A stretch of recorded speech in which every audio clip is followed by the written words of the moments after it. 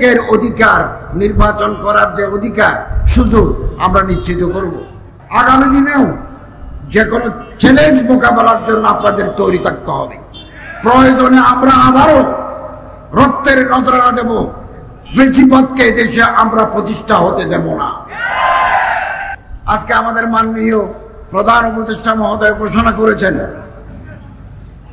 ফেব্রুয়ারিতে নির্বাচন হবে, এবং আমরা চাই এই আগামী ফেব্রুয়ারি নির্বাচন হবে free, fair, impartial and inclusive, সুষ্ঠু, শান্ত, সমৃদ্ধ, এবং আমরা ইতিমধ্যে লেভেল প্লেইং ফিল্ড, প্রত্যেকের অধিকার, নির্বাচন করার যে অধিকার সুযোগ আমরা নিশ্চিত করব। আপনারা নির্বিঘ্নে আগামী ফেব্রুয়ারি মাসে ভোট দিতে পারবেন, এবং এই ভোট হবে দিনের আলোতে, রাতের আঁধারে নয়। এটা রিমার্কেবল ভোটিং সিস্টেম আগামীতে আমরা করব। কেউ যাতে পেশি শক্তি ব্যবহার করে ব্যালট বক্স ছিনতাই করতে না পারে, ওয়ার্ডে ওয়ার্ডে, গ্রামে গ্রামে আপনাদেরকে সতর্ক থাকতে হবে। আমরা চাই দেশের মানুষ যাদেরকে ভোট দিবেন তারাই ম্যান্ডেট প্রাপ্ত হয়ে আসবেন, আমরা তাদের হাতে ক্ষমতা হস্তান্তর করে দেব। মানুষের মধ্যে একটা ভুল ধারণা ছিল অনেকের মধ্যে যে অন্তর্বর্তীকালীন সরকার থেকে যাবে। আমরা প্রথম দিন থেকে প্রস্তুত ছিলাম। এই দেশে আজকে আমার খুব ভালো লাগছে যে আমাদের চিফ অ্যাডভাইজার প্রধান উপদেষ্টা মহোদয় ফেব্রুয়ারি মাসে নির্বাচনের ঘোষণা দিয়েছেন। গত বছর 8ই আগস্ট যখন আমরা দায়িত্ব নিই তখন দেশে সরকার ছিল না, পার্লামেন্ট ছিল না। হাইকোর্ট বলেছে এটা অন্তর্বর্তীকালীন সরকার দিয়ে দেশ চালাতে হবে, তারাই আগামীদের নির্বাচন দিয়ে নির্বাচিত প্রতিনিধিদের হাতে ক্ষমতা হস্তান্তর করবে। বহু সংকট, বহু বিপদ, বহু সংখ্যা আমরা অতিক্রম করেছি আলহামদুলিল্লাহ। আপনারা প্রতিটি ভোট কেন্দ্রে থাকবেন, কেউ যাতে নির্বাচনকে ভণ্ডুল করতে না পারে, কিওস এন্ড কনফিউশন তৈরি করে গোলা পানিতে যাতে মাছ শিকার করতে না পারে, আপনাদেরকে সচেতন থাকতে হবে। নির্বাচন যাতে অর্থবহ হয়, সুষ্ঠু, শান্তিপূর্ণ, অংশগ্রহণমূলক হয়, সরকারের এজেন্সি সচেতন থাকবে, সজাগ থাকবে, আপনাদেরও সজাগ থাকতে হবে। সরকার সজাগ আছে, আপনাদেরও সজাগ যদি থাকতে পারেন তাহলে আগামী নির্বাচন ইনশাআল্লাহ জনগণের কাছে, বিশ্বের কাছে গ্রহণযোগ্য হবে। আমরা একটা নতুন গভর্নমেন্টের কাছে ক্ষমতা হস্তান্তর করতে পারব। তাহলে কনস্টিটিউশনাল কন্টিনিউটি, সাংবিধানিক ধারাবাহিকতা চলবে, ধারাবাহিকতা দিয়ে আমরা অগ্রসর হবো। এদেশ আমাদের সবার, আমরা এদেশকে মহব্বত করি। জুলাই বিপ্লবে এদেশের কৃষক, ছাত্র, শ্রমিক, মেহনতি মানুষ প্রাণ দিয়েছেন, জীবন উৎসর্গ করেছেন, আলেমরাও করেছেন। এদেশে বহু আলেমের বুকের ভিতরে গুলি, বহু আলেম শহীদ হয়েছেন, বহু আলেম পঙ্গু হয়েছেন। আমি গত 3 মাস আগে আমার চিকিৎসার প্রয়োজনে থাইল্যান্ড গেছি। অ্যাম্বাসেডর আমারে বললেন যে একজন জুলাই যোদ্ধা হাসপাতালে শহীদ হয়ে গেছেন, আপনি যদি আসেন। তো আমি গেলাম, ওনাকে নিয়ে হসপিটালে গেলাম, তার লাশ দেখলাম, হিমঘরে তার লাশ দেখলাম, তার জন্য দোয়া করেছি। তার মা এবং বোনের সাথে দেখা করেছি, সান্ত্বনা দিয়েছি। জানলাম যে কে, বললো যে সে দর্জি, টেইলার, কিন্তু হাফেজে কোরআন।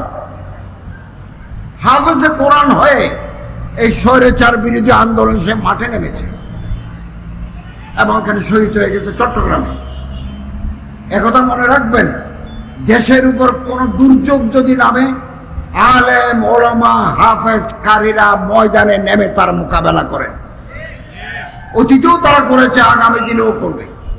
আমরা কোনোদিন আমার প্রিয় মাতৃভূমি বাংলাদেশকে শয়তানের হাতে ছেড়ে দেব না। আপনাদের সচেতন থাকতে হবে। সচেতন। আমরা নিজেদের মধ্যে কামড়াকামড়ি করব না, নিজেদের মধ্যে ফেসবুকে আজে বাজে কথা লিখব না। আমরা কেন এক বন্ধুর বুকে আর এক বন্ধু ছুরি বসাই? আমাদের আসল শত্রুকে তাকে টার্গেট করতে হবে।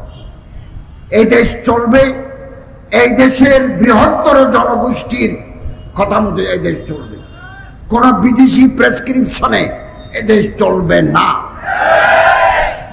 অতএব আসুন, জাতীয় উলামা মাশায়েখ আইম্মা পরিষদ তার প্রতিষ্ঠা লগ্ন থেকে ইমামদের, আলেমদের, খতিবদের নিয়ে কাজ করে যাচ্ছে।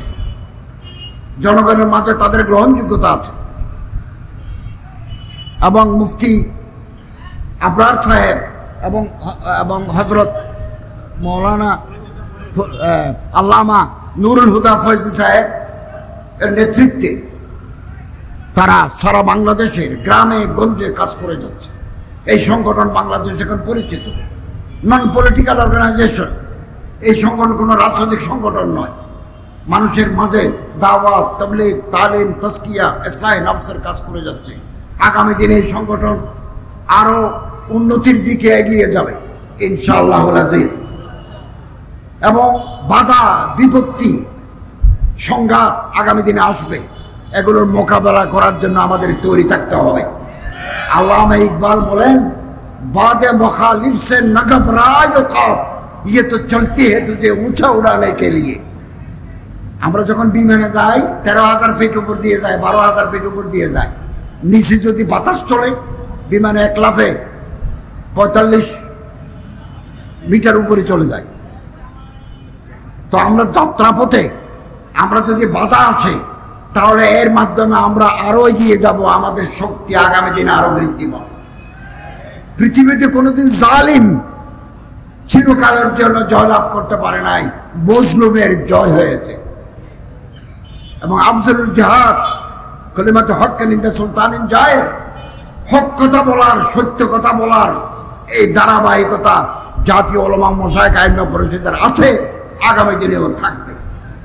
এবং আমরা সুন্দর বাংলাদেশের অপেক্ষায় আছি। এখন আমাদের গ্রামে গঞ্জে চলে যেতে হবে, সাধারণ জনগণের সাথে আমাদের মিশতে হবে। তাদের দুঃখ, তাদের হাসি আমরা ভাগ করে নেব। জনগণের ম্যান্ডেট নিয়ে যদি আমরা আসতে পারি, যারা আসবেন তারা আগামী দিনের ইতিহাস রচনা করবেন।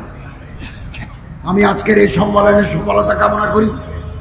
যারা শাহাদত বরণ করেছেন জুলাই বিপ্লবে, তাদের রুহের মাগফিরাত কামনা করি আল্লাহ তাআলার দরবারে।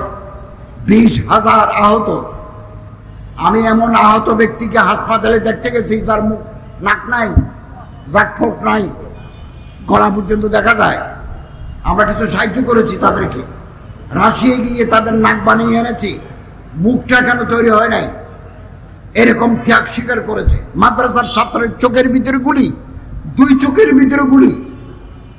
আমি তো মনে করি তাদের এই রক্ত, তাদের এই ত্যাগ বৃথা যেতে পারে না। আগামী দিনেও যে কোনো চ্যালেঞ্জ মোকাবেলার জন্য আপনাদের তৈরি থাকতে হবে। প্রয়োজনে আমরা আবারও রক্তের নজরানা দেব, ফেসিবাদকে দেশে আমরা প্রতিষ্ঠা হতে দেব না। আল্লাহ তাআলা তৌফিক দান করুন, আমিন।